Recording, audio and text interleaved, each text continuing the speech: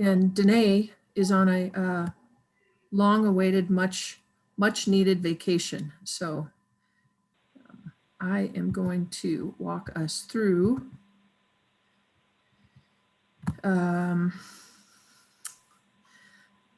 so House Bill 1027. We haven't talked too much about this one. Excuse me, it's the alcoholic beverage takeout and delivery. So I'm not gonna go through that one too much. House Bill 1051, public information applicants for public employment. This is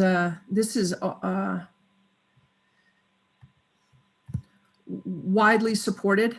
When you are going for one or more finalists for a local government or school district job. In the past, we went through this a little bit. Nancy will remember, and council will as well, with our finalists for the municipal judge position. And so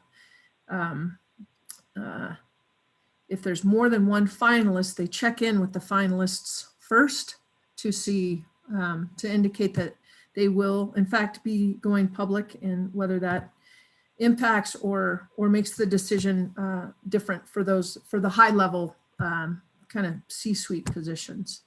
So that'll pass right through. House Bill 1071, ranked choice voting. Everyone's clearly very interested in this one. It's still in appropriations, passed second and third reading in the House, which is always indicative that the move through the Senate will be fairly swift. So anytime that it continues to be in appropriations, it doesn't mean that they're trying to find the money for it. It doesn't necessarily mean that there's a big fiscal note. It doesn't mean that there isn't support. Usually appropriations is kind of the resting spot for a bill before the opposite side, and opposite side, I don't mean political. I mean, whether it's the House or the Senate. So if it's coming out of the House, it sits in appropes until Senate can schedule it, and then vice versa. And that's what's happening with this bill. So that all indications are the RCV will pass with the amendments that indicate there will be financial support coming out of the state Secretary of State's office for the software and the implementation. So that's a positive. House Bill 1117. Here, you know what I will do. Sorry, I didn't send this to you all earlier. I will do that right now.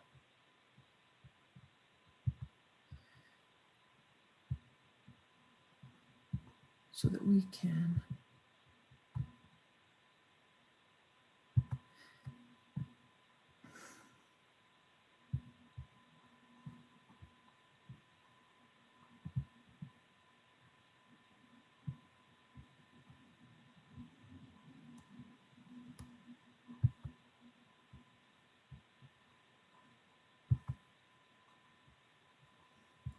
Bear with me for just a minute here.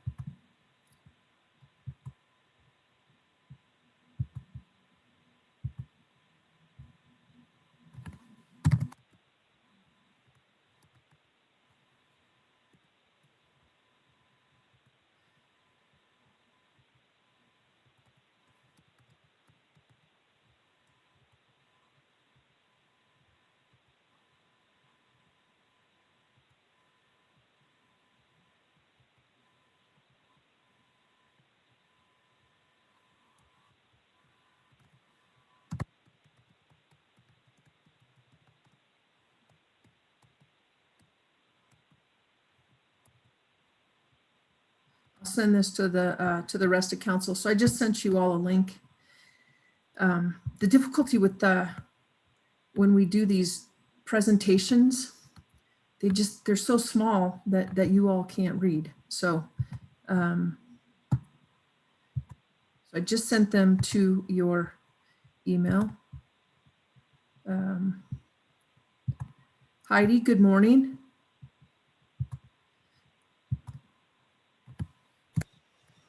Good morning. How are you feeling? Are you rugged today? I actually woke up really feeling well. So did my husband. My husband really had it bad yesterday, but Did he? yeah, I went to bed early. Good.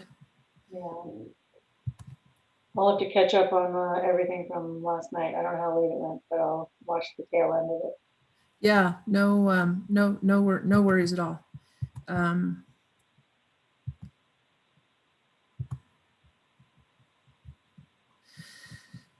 And I'm not so, seeing anything in that email you just hit send on. It's empty for me. Yep, same here. It's empty. So I don't know if the attachment went through. Let's see.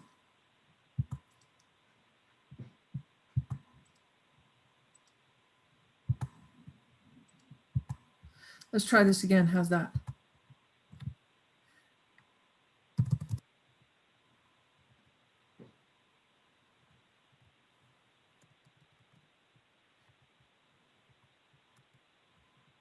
That's why Danae does all this stuff here. Try that one. Does that work? It hasn't come through yet. Okay.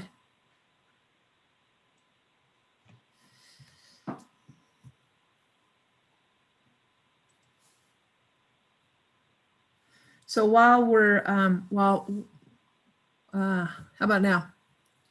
Yeah, you did. I got it. Are Okay. you seeing it, Laura? Can you open it and everything?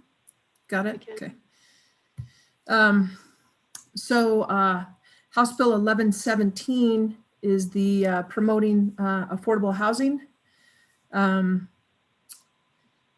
Tuesday, Wednesday morning, there was a substantial amendment, which again, by the time it's made it through one of the houses, substantial amendments after a third reading indicate that the bill sponsors are not only amenable, but they have received information that open the doors to something additional. And part of that conversation was all about density when you're talking about affordable housing, not unlike many of the conversations that we've had of Dillon Point and also from the transit corridor up on Highway 7. So you can see the amendment there. A lot of, so part of the conversations between CML and having that passive language. And so when they came to Broomfield asking about this, and Sharon Tessier had testified on this bill, again, Broomfield has done more than what is being now suggested in this bill. So it's a good start for the rest of Colorado to begin to understand what, it's not just affordable housing.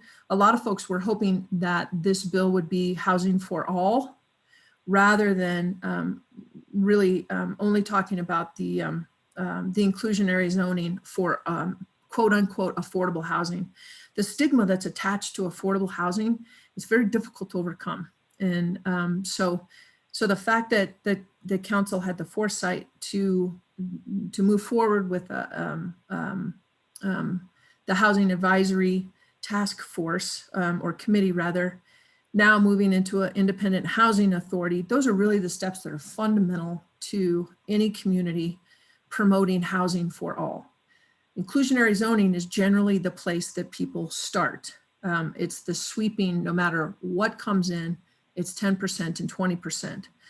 Generally as communities, so for example, like Westminster, as they begin to grow and mature into the housing for all, it's a much more comprehensive approach to be able to say, if not here, where, and not have those individual pockets of, this is a strictly an affordable housing apartment building, versus really looking at all of your available land developments, whether it be infill or redevelopment or new developments, and having that eclectic mix so there isn't one population that's priced out in order to accommodate another. So Robin Kanish in Denver had sent Councilmember Tessier a there was a gentleman who wrote an article in coloradopolitics.com. He's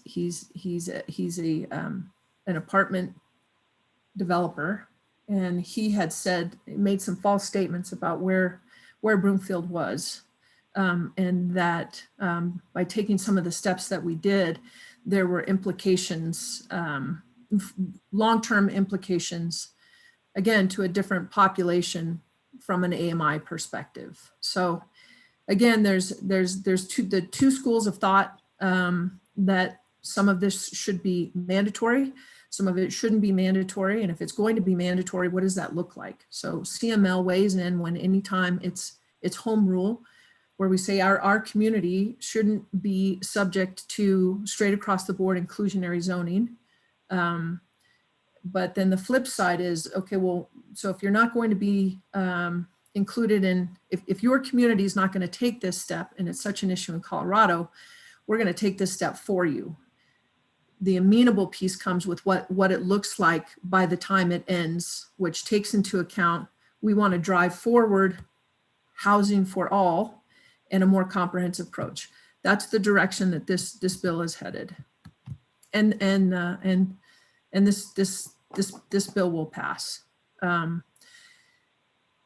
And it's interesting because so much of the conversation that we have, not only with attainable, affordable housing for all, is the parking and what that looks like, how we integrate that substantial, super expensive piece into our overall economic vitality conversation. So again, it's a balancing act, and anytime you have a balancing act, it's going to be off kilter. You're never going to have a full balanced approach. And so the important thing is, after these bills are passed, that there is a recalibration to really identify what the unintended consequences are, and then how do you use the other sustainable density to counteract less parking spaces or more parking spaces. So parking's huge. Understanding parking, it's not, you know, it's not the sexy part of any kind of package or development infrastructure, but it is key. Without it, people can't live there, people can't shop there, people can't walk there, people can't be educated there. It really is such a key component, and it's super expensive. Let's see. I'm sorry, 1120. Let's see. I'm not going to spend much time on that. Out of the gate, it was going to be PI'd, which is postponed indefinitely, which means the bill is killed. Two bills, there's a committee in the House and there's a committee in the Senate, historically, that they considered to be the kill committees. So again, from a lobbyist perspective, you know, when a bill is introduced, who the sponsors are, if it's bipartisan, if there are an equal number of sponsors in the House and in the Senate, those are all really good, at a moment's glance, indication of the possibility of the bill having what they call legs, that it is in fact going to move. That was not one of those bills, so we didn't spend a lot of time on that one. 1162, management of plastic products. CML continues to indicate that, again, going back to that, the local control, home rule, communities should be able to dictate what happens within their borders. Again, this is, you'll see the verbiage in there, parked in appropriations. For this one, the implications are different than the ranked choice voting bill. So when I said just because it's in appropriations doesn't mean it's a financial limbo. For this one, that does apply. They are still trying to iron out at what point is it mandated and dictated to move the state of Colorado in a direction of sustainability versus leaving it up to the communities to implement, and what the cost and fees and recycle components look like. So that's, we'll keep you posted on that one. Let's see. Jennifer, could I ask a question on that? Oh, yes, of course. This is Jean. From your perspective at the city, I mean, what would you rather have? Would you rather have the state do that regulation of plastic products, or would you rather have us pass, regulations on that? Or none of the above, I guess, is also an option there. Yeah, Jean, from the perspective of all indications, every leadership call that I am on outside of Broomfield, from the state level and the federal level, the overall mandates are, or I guess the option is D, right? Both of the above. And by the communities continuing to have a focus, which Broomfield has a laser focus on sustainability. We didn't used to have that. I mean, again, from an acclimating perspective of what is possible, what is palatable, and what is sustainable. So when the state mandates a blanket approach, it gives good cover for a lot of folks that don't necessarily want to internally take those same actions. And then we defer to the state and we say, well, the state says we have to, so then we have to. The problem with that was my thought. Yeah, and so the problem with that is it doesn't hone in on what the state's definition of sustainability looks like. It's different than ours. So if sustainability is not from a thoughtful approach about what we can do, having anybody mandate anything, you've seen, I mean, we have several examples that forcing someone's hand instead of doing the public campaign where they are invested in what it looks like, it doesn't work. And then you get into the enforcement piece. And then from a local government perspective, enforcing a mandate is very different. Broomfield is highly compliant. We've seen that with COVID. We've seen that with our mask wearing. We've seen it with our vaccines. We've seen it with the acclimation from our businesses. Again, a lot of communities are very different than that, but it does really allow us to be able, and we're further ahead in so many of these areas. The affordable housing, right? Those conversations about what nationally is really driving forward, particularly on that sustainability. I mean, Jean, you sent the note this morning that, and thank you for that, announcing that we're going to have a new sustainability specific newsletter. A year ago, that wasn't even on the scope of things, right? So right. It means more when local communities are able to do a campaign of why, instead of just saying the state says we have to do it. So really, Jean, it's a long answer to get to the point of it's a combination of both, but okay. I mean, we discussed some of this legislation in ACES, that's current with sustainability issues. So I just wanted to get your take on that since it's been brought up at ACES. Thanks.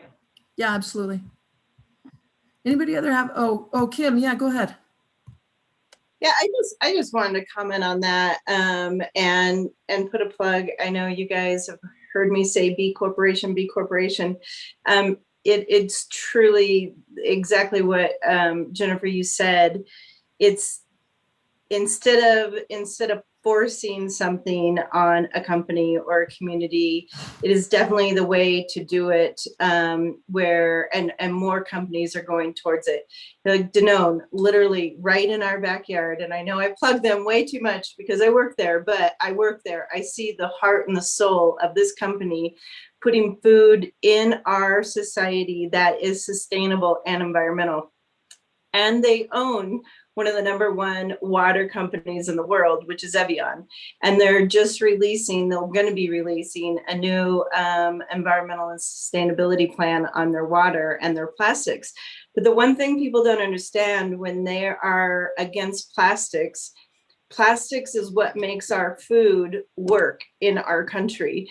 And without it, we go back to glass. And glass transportation dirties our world more than plastic because it takes more transportation, more oil and gas. It's heavier. So plastics have added a lot to our ability to feed people and to make food reasonable. So I am leery about what kind of government regulation we're going to put on plastics to handicap the food companies, because there are some really, really good food companies like Danone, and they're not the only ones out there that are truly leading technology to solve this problem. And if we oversight them, if we come in with government regulations, it's going to take that drive off of them. And now it's going to not allow them to be profitable in their mission. It is going to be not favorable. So there's a huge thing about plastics make the world go around, and it truly does. So to eliminate plastics from food, especially from water, is a huge issue. And I'm not quite sure that's where the government belongs. Other than the government should be really, and as a local community, we should be boosting and talking about these B corporations, and they're in our backyard, and helping companies become B corporations, because it is truly a great way to become environmental and sustainable in our society. So I am against the plastics regulations as it's written right now, because I see the opposite.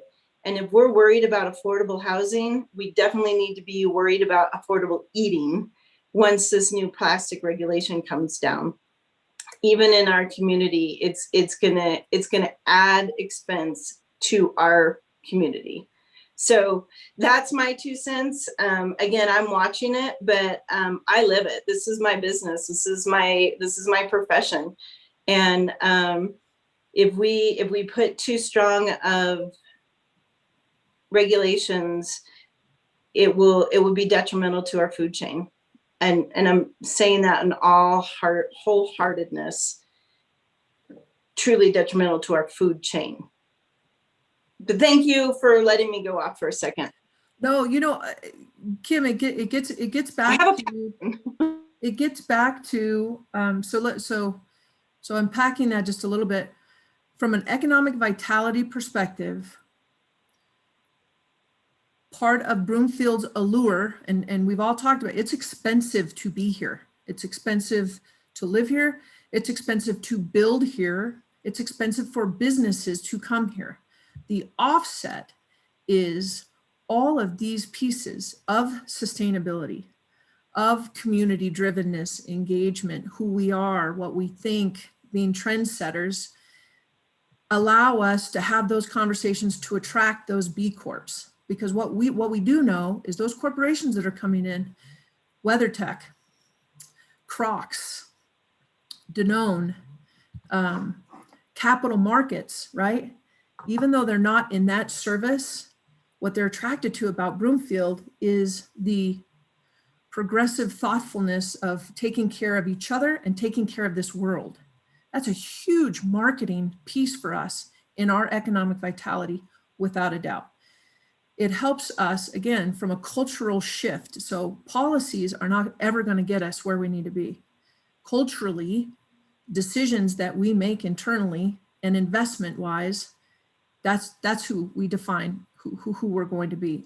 A lot of those conversations, Kim, that's what's happening right now with that bill, right? And so some of the conversations as recently as this week on that bill, we're segregating out the definition of a plastic bag, plastic receptacle, separate plastic food containers. To your point, what they don't want to have happen is the pendulum, right?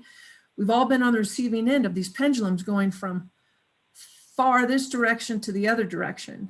And with these systemic changes, we really need to find the sweet spot that's in between and then recalibrate, because you can't recalibrate when the pendulum continues to swing. You can't. And on this one, again, a receptacle is different than a container, and a container is different than a carrying device. So kind of to Jean's point and to your point, Kim, when we have the capability to have these more complex conversations as a community and not having laid on from the state, right? Because the state does the sweeping zero this or zero that, it's hard for us to get there. So a lot more to come on that much bigger conversation, not just on that bill, but all of the surrounding bills as well. Recycling, right? What we hear about in theory is different. Kim, to your point about glass, who knew how expensive it was to recycle and repurpose glass? It's been a fascinating journey. Camille and Andrew have added such great insight to our staff for things that, again, the myth versus fact. So a lot more to come on that. So appreciate both of your comments. Jen, I have a question on that one too. Yeah. I mean, part of it's like a couple pieces here. One of them on the plastic bags and going it's a shift in how we moved to cotton bags a long time ago, reusable bags. And so it's a shift in how we as consumers behave. I mean, that's a big part of it too. And also, so you're saying, I guess I never paid attention that glass is expensive to recycle, but we've been buying, this is also B Corp, I believe, Grove Collaborative. They sell everything in, we buy our soap in metal containers. So, and we don't use, and then, there's like this piece where we rarely use a lot of these bottled products. Like, I mean, that's just it's a shift in, we fill our water bottles, bring them with us. We don't buy bottled water. So it's kind of that. So, but then there's those times where you're someplace and you have no choice but to buy that bottled water. So it's kind of like it's the both pieces of that. I just want to share that too, because we do really need to make it's the how, and on the recycling side too, it's how we purchase, how we shop, the mindfulness there. So I think that's going to be something. And also the other one I've seen, we don't eat out very often, but when you leave the fast food restaurant and those containers, I know somebody who refused to take the container at the next door restaurant because they're supposed to be sustainable, and it was a styrofoam container. So there are people that, there's a whole spectrum of where people are at. Like, she put her food in a napkin and walked out the door that way. So it's just, it's how we behave is going to be interesting, and how much of that we can control, like where we are in Boulder is compared to some other communities. Sure. So it'd be very interesting.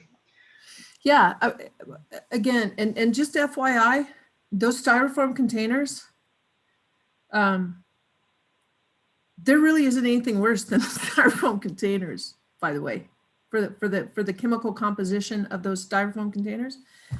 But Lori, so to demand alters, right? So you start with behavior, and then it translates into demand. And then, so a lot of folks, fresh food, right? I mean, we've seen this in our food deserts. Fresh food is, especially, organic. Those prices aren't made for folks that can't afford that. They just aren't. As demand for those types of products increase, the cost will come down. It is a long, I mean, again, it's the volume piece. So the difference between shopping at Sprouts and shopping at Whole Foods, right? It's about a 15% price difference.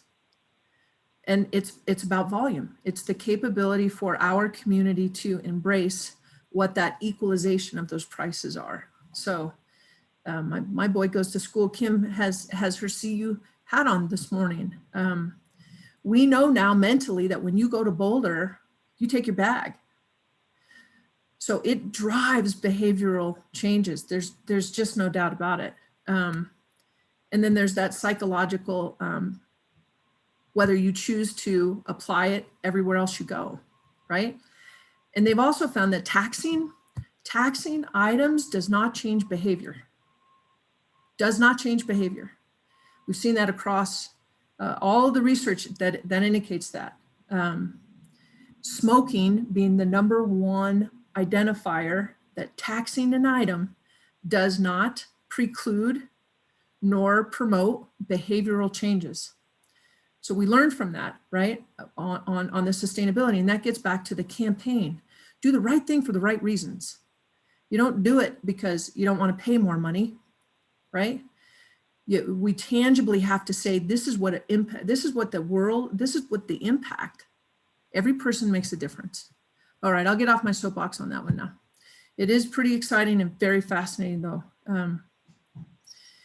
Let's see, so this one's interesting. 1175 donation to nonprofit for traffic violations. There's a,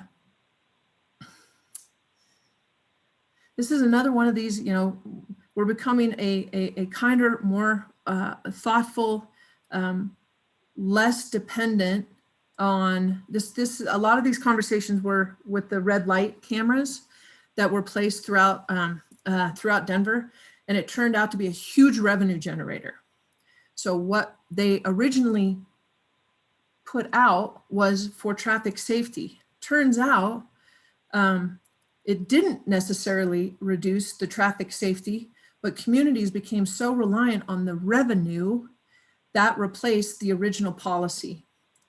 So that's the mindset behind these traffic violations, that taking those, so you get the safety because people know that they're going to get in trouble and they're going to have to pay, but putting what they pay back into the community to promote this circular effect versus back in the general fund. A lot of the conversations are, you know, nonprofits have direct impact, whereas general fund from local governments can't really say where you want the funds to go. So that's a really, it's a fascinating one. And I think it's a really beautiful one that we're headed in that type of philosophical paradigm shift. Access to childcare facilities and family care homes. You know, this is one of those, in theory, looked great, sounded great, but the additional unfunded mandates it was significant is putting it lightly. We have 1250 and 183. We're seeing a lot of these the law enforcement bills coming out. They are, I think you'll see these here, parked in appropriations. They're parked in appropriations. They're trying, and this is for 1250. It's I don't want to say it's a cleanup bill because it really isn't. It's the recalibration to Senate Bill 217, where they are trying to find that equilibrium from that real swift 11th hour introduction from 217 last year. There's a lot of good pieces in this bill. They're working hard to have it be bipartisan, which is the only way to have anything, quite frankly, that's long-term and sustainable. You don't want that paradigm shift to be short-term, because then it isn't sustainable. So they're continuing to work a lot on 1250. You can see the highlights there. Law enforcement support and accountability, Senate Bill 183. That one is in response. It hasn't generated a lot of conversation. That was kind of the flip side of some of the folks from in the Senate on the Republican side saying, listen, there's a way to do both. We can support our law enforcement officers and hold them accountable. So a lot of the conversations are the blend between 183 and 1250 to find what that equilibrium looks like. That you know, they're not mutually exclusive. You can honor and value our law enforcement and hold them accountable. The actions, training, perception, and community engagement at the same time. So more to come on that. Biometric, we're just gonna fly through these real quick. This is facial recognition. There's a fascinating documentary on Netflix that has everything to do with artificial intelligence, AI, and some, particularly in the UK, and the utilization of cameras, CVV, everywhere in the UK. And they had some really fascinating students of color at MIT that did some research, and it started.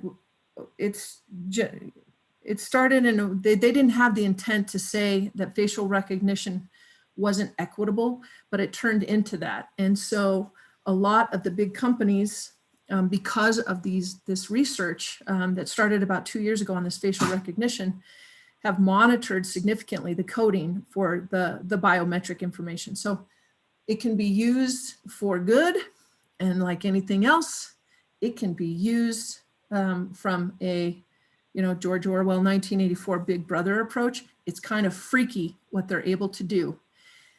And when the primary information, the structure is built without that equitable lens, it's really frightening. So CML continues to be opposed to the bill. Law enforcement, interestingly enough, you think that they would be in support of the bill. They're not. There's no outside regulations that say what can and can't be used or how it can be used. And that's the bill. 1251. So this one, everybody's kind of in a wait and see. The appropriate use of chemical restraints on a person. So chemical restraints being, of course, ketamine. It's police officers do not administer ketamine. It's the EMTs and the fire department utilizing ketamine. A lot of the conversations, they consider ketamine to be the chemical restraint and chokeholds to be the physical restraint. And do we need either one of those? And under what circumstance? That's where the rub is. Under what circumstance? Not that you can utilize ketamine, but what needs to happen before you utilize it? How do you accurately weigh, measure, assess a person's current medications? It's very complicated before you administer a dose of ketamine. And it's not something that you can say, okay, well, since I don't know the medical, I'll just cut it in half. Ketamine doesn't work that way. It's called a microchemical, which means it takes a little tiny amount to do the trick. And so you either have the capability to really figure out who this person is before you administer it, or you don't administer it. So the bill continues to go through this flux of they've done process of elimination. So if we can weigh the person, then we can apply it. It's like, no, you need to know what medication the person's on to know what the counteraction is. Again, so it turned into this very complicated conversation. We'll see what that looks like. 2018 doesn't impact municipalities. Behavioral health. So this, again, we continue from a municipal level. It's one of these mandating from the behavioral health preparedness perspective on what your emergency management team, who's on that team. So Broomfield learned a lot from COVID, and part of what we learned, and so our long-time emergency manager Kent Davies has retired. The gentleman that we brought in as our new emergency management coordinator has a completely different approach to emergency management. It's very first 21st century, and it's less about the law enforcement. So we used to have emergency management in the PD, and we're in alignment essentially with the community behavioral health program because it's not really law enforcement, right? Law enforcement is but a piece. It's public health. It's our facilities crew. It's IT. It's ensuring that we can still communicate, that we can connect. It has everything to do with our finance department. So we brought the emergency manager office into CMO, again, from that really collaborative approach. So we've taken 1281, applied it ×5. Emergency performance for buildings. We have this already built in to our land use and what from a building permit perspective. This is a lot of, again, Broomfield being further out ahead of many from the integration and application perspective. So when this council a year ago said, when we have projects that come through, are we applying the lens of sustainability? Are we applying the lens of affordable housing? Are we applying the lens of a comprehensive financial impact? And the answer is yes, yes, and yes. So this bill continues to have so many iterations. It's hard to keep up with it. And generally when that happens in a bill, it's like spaghetti, right? They're just trying to throw as much in there as they possibly can. Generally, they're hard to track, they're hard to follow. And because of that, people don't normally jump in and support it. Let's see. We have, so Senate Bill 31, governmental response to protests. This is one of those bills that they talked about a little bit before the session began. It trickled off. They're taking a different approach than they did with 217, which was, again, that pendulum swing, which requires a lot of update and background. Lori, who is that? That's Ryan. Everyone's home today. It's Friday. Oh, nice. Ryan, are you helping your mama? No, but Rosemary is right here. Oh, let's see. Rosemary, come here and introduce yourself. Hello. So my daughter sits and listens to my meetings as well. And it's a really good indication of if they think we're crazy, Lori, or if they think we're really cool on what it is we're doing, right? My kids know way, way too much about government. Well, you know what? That's probably a really good place to start. So they're going into a study rather than taking that sweeping approach to be more mindful and thoughtful about taking a health and safety approach versus a winner loser approach with regard to protests. Let's see, moving right through this.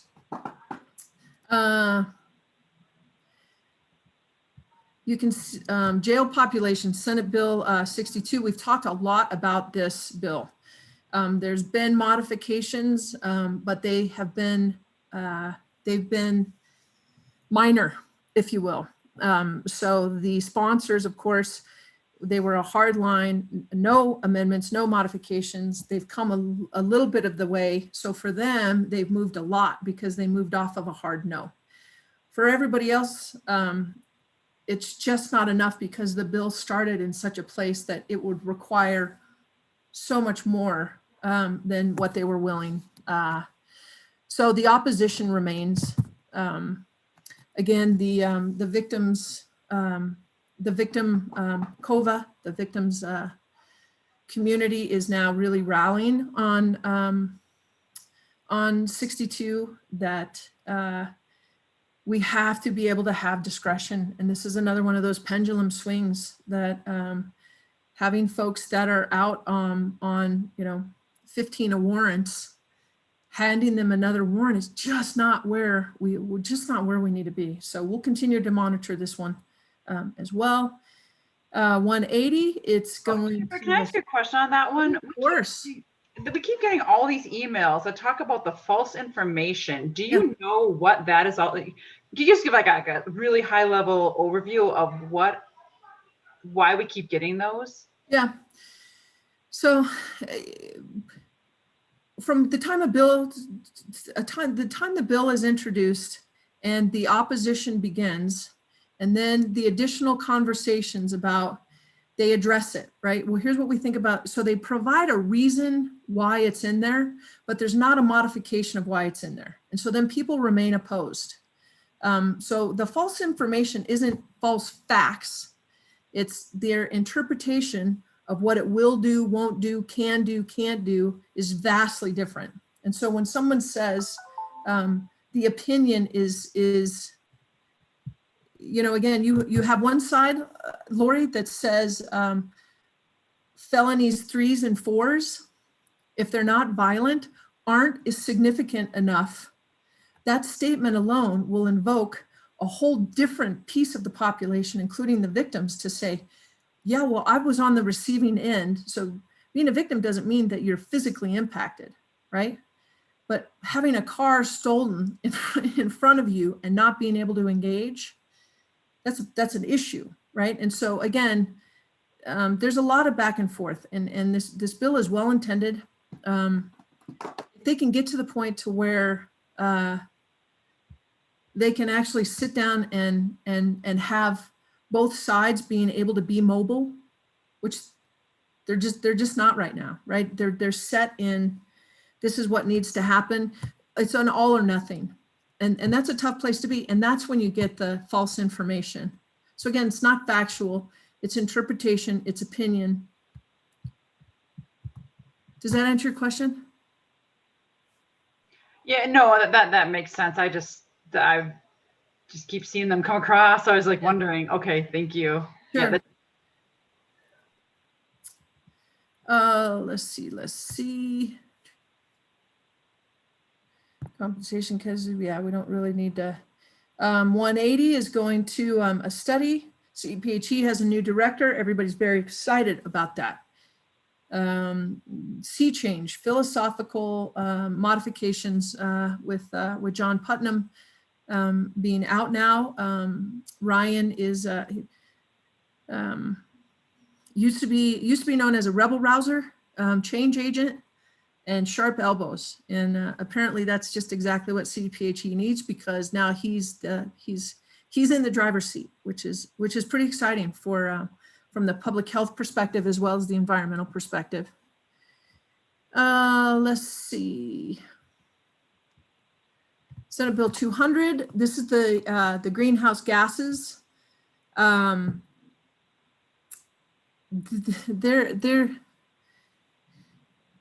This is another one of those sweeping, all or nothing, if you will. Doesn't have, not just bipartisan support, but the governor's office is the price tags are really astronomical. They're looking at taking a more bite size taking a 5-year phased in approach instead of the all up front. So we'll continue to track that one. Collective bargaining. So Broomfield's language is passive to this. We've had questions about, would this be beneficial for us? Well, Broomfield folks can do it already. About 25 years ago, we had Public Works that wanted to unionize. So they gathered signatures and there weren't enough signatures. They took another shot at it 2 years later, got enough signatures, and the vote was no. We haven't had any kind of conversation or movement or organization since then. And the difference between now and 20 years ago for a lot of these municipalities is it's market rate. So it's an employee's market right now. For skilled employees, you are in a good place to negotiate, to navigate. retaining really quality employees is very difficult because there's a lot of folks out there, particularly the intersection between private sector and local governments. Because again, what the private sector is doing, it's a lot of what the municipalities are doing. It's complex, it's high value. So being driven by market allows us not to have a group of folks that aren't being compensated financially and benefit wise. Metro districts, we continue to weight this bill. It's a sweeping bill. We've had a look at it. There's a lot of disclosure. It's transparency, but it also a lot of how we operate with the metro districts and the conversations that we have and the guardrails that are in place, i.e. the vesting agreements, also the IGAs. We're getting ready to again look at Dillon Point. It's the safety mechanism that some of the metro districts in the state don't have. And so again, I don't think this is a bad bill. It's controversial just because it's new, but a lot of what we do already in Broomfield is included in there. So it's not a big change for us. Sarah can talk a little bit about this just for a couple of minutes, or we can wait till next week. Sarah, 200-page bill dropped. Sarah's moving through that. It just dropped yesterday afternoon. So maybe we'll save this for the conversation. Sarah, since you're going to be digesting it, possibly sending a summary to council next Wednesday would be helpful before the Metro Mayor's conversation, just so council can get a good sense of where it is. I know Devin's tracking it closely. No idea when the session will end. Sarah. I'll be happy to send a summary of the bill. We do know that it's a result of significant negotiations between the legislatures, the administration, and all the stakeholders. And when they put that proposal out there, the 40 some odd page presentation, they got a lot of feedback across the state. And I think that's why it took so long to actually get that bill back to us. I think it was almost a month to see this bill. So I am still digging through it, but I do think at a high level that they have increased some of the fees in some areas, found some additional revenues, pumped up the mitigation measures for air quality and air pollution, and additional funding for multimodal. So I'm still digging into the actual details in that language. I'd be happy to provide that summary as staff is working through that right now.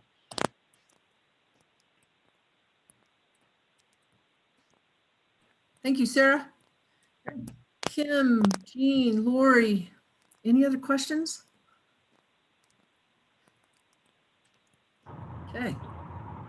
No, I don't have any more. Thank you. You are very welcome. We should know this, but what is the last day of the session?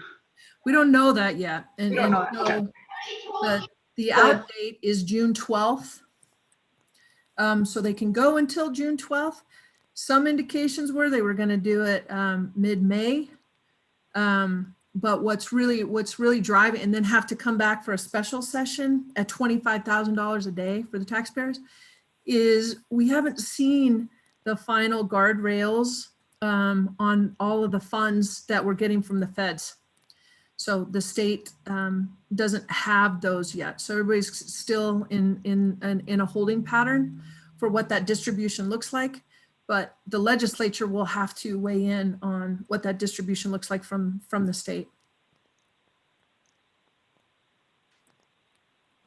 Sarah, Nancy, what else? I have a quick update on Front Range Passenger Rail. So it went to the Senate Transportation Committee on Tuesday, and leadership from Boulder County, City of Boulder, and Longmont all gave amendment testimony. But I should note that that Longmont council member Peck actually spoke on behalf of herself, not her entire council. And I'm providing a summary of that testimony in your legislative update. And I wanted to just run by you at a high level that the Northwest MCC will be discussing next Thursday some amendments to the Front Range Passenger Rail Bill. And at a high level, it's on the topics of governance, contingencies and milestones, taxations and equity, as well as oversight and accountability. So just generally, when it comes to governance, some of the mayors and commissioners felt like that DRCOG only has one seat per almost a million people versus some areas that may have one seat for 20,000 people. And so they felt like there needed to be a little bit more equity in that representation on the district. And we have heard feedback, from the bill sponsors that they do want this feedback so that they can take this back and see what they can do to improve the bill. Also around milestones and contingencies, they are asking that prior to being asked to support a new tax, that the voters should have a clear picture of the overall structure and funding plan for which the tax revenues will be used. Milestones to be met prior to seeking voter approval for the creation of these new taxes should be expressly detailed in the legislation, and at a minimum include identification of the route to be constructed, a commitment from the appropriate federal authority that federal funds will be provided for construction, as well as operation costs. And also making sure that there's incorporation of any required operating or financial agreements with other partners such as Amtrak, the NSF, RTD, and CDOT. In regards to taxation equity, we're not sure how that cap of 0.8% sales and use tax was arrived at. And with that uncertainty of federal funding for the construction operation. So we wanted to know a little bit more how they came up with that exact dollar amount. And then as far as oversight and accountability, the proposed special district is going to be quite large and to a degree maybe unprecedented in the state of Colorado. And so as such, it would be subject to a level of oversight, transparency, public accountability, commensurate to its size and impact, including but not limited to any public and private partnerships it executes. So I've included this in your legislative update if you wanted to read it more in detail, but the mayor and council member Schaaf will be discussing this on Thursday at the Northwest MCC meeting. Sarah, you're like, I'm so grateful. You're like the transportation czar that we haven't had in Brookfield before. And you make it digestible and understandable for those of us that continue to track. So thank you. Everybody, Thank you. have a wonderful weekend. Enjoy this beautiful sunshine. And look forward to seeing everybody next week. Take care. Thank you. Thank you.